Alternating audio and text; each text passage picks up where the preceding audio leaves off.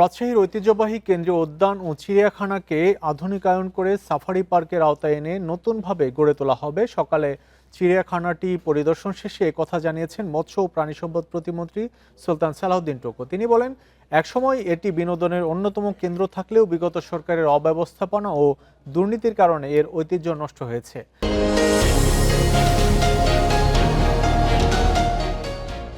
জনগণের প্রত্যাশা অনুযায়ী এটিকে পুনরুদ্ধার করে নতুনভাবে সাজানোর উদ্যোগ নেওয়া হবে বলেও জানান তিনি। পরিদর্শনকালে প্রতিমন্ত্রীর সাথে রাজশাহী সিটি কর্পোরেশনের প্রশাসক মাহফুজুর রহমান রিটন, প্রাণী সম্পদ অধিদপ্তরের পরিচালক ডাক্তার মোহাম্মদ বয়জার রহমান এবং জাতীয় চিড়িয়াখানার পরিচালক ডাক্তার মোহাম্মদ শাহিনুর আলম সহ ঊর্ধ্বতন কর্মকর্তারা উপস্থিত ছিলেন।